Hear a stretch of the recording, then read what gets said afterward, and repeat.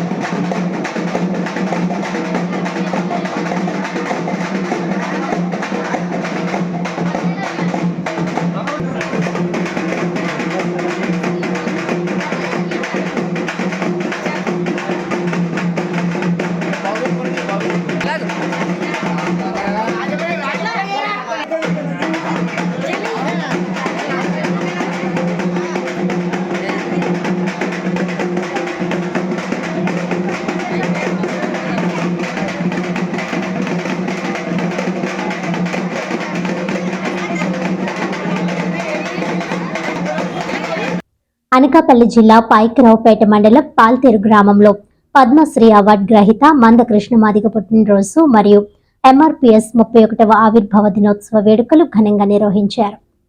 ఈ సందర్భంగా cake cut చేసి వాయిద్యాలతో అంగరంగ వైభవంగా శుభాకాంక్షలు తెలియజేసి సంబరాలు జరుపుకున్నారు. అనంతరం పద్మశ్రీ అవార్డు గ్రహీత మంద కృష్ణమాదిగ ఎంఆర్పీఎస్ నాయకులు మాట్లాడుతూ 30 సంవత్సరాల జాతి కోసం పోరాడి గెలిచిన గొప్ప యోధులని కొనియాడారు. ఈ కార్యక్రమంలో ఎంఆర్పీఎస్ నాయకులు కడింపల్లి కన్నారావు, కడింపల్లి చిన్నోడు, అయినవిల్లి అప్పారావు, గంపల మోహన్, కడింపల్లి నోకరాజు, గెడ్డం లావరాజు, దేవరపు బన్ను, జ్యోతిరాజు, కడింపల్లి ప్రేమసుందర్, దూలపల్లి చిన్న, గ్రామ పెద్దలు, యువకులు, మహిళలు అధిక సంఖ్యలో పాల్గొన్నారు.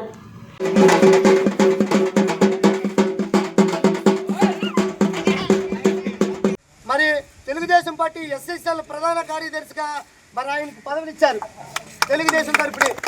మరి ఆయన ఈరోజు 75 సంవత్సరాలుగా లేని పదవి ఆలోచిందంటే వర్గీకరణ జరగడం వల్ల. అలాగే మన మోషే గారు మాదిగ రక్షణ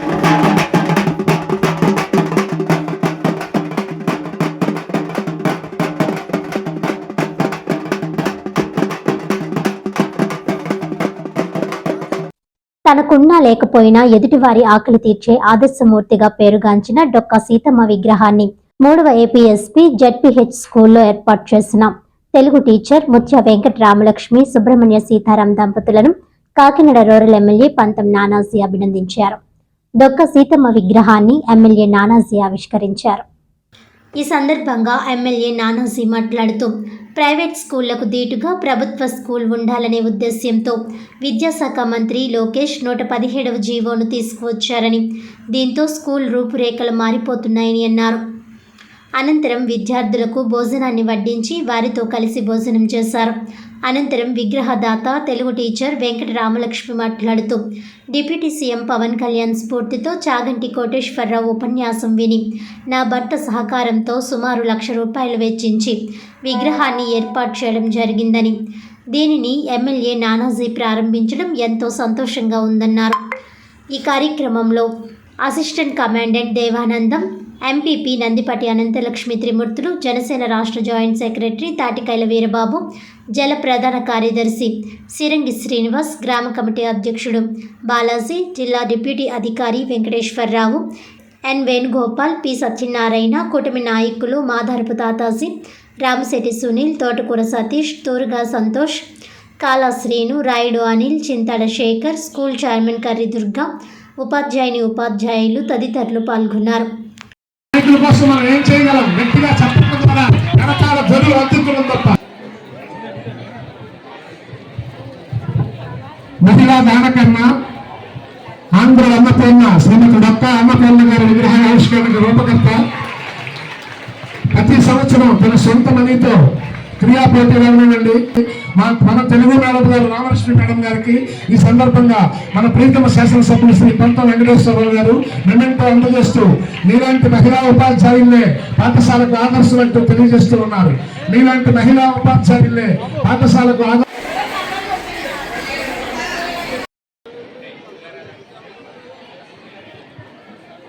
సార్ ఒకసారి అలా చూడండి సార్.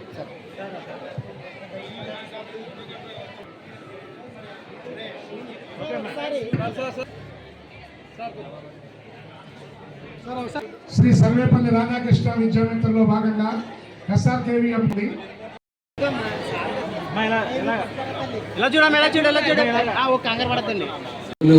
స్కూల్గా చూస్తూ ఉంటే ఈ వాతావరణం నిజంగా ఈ మధ్యకాలంలో ఇంత చక్కటి వాతావరణంలో నా స్కూల్ని నేనైతే చూడలేదు.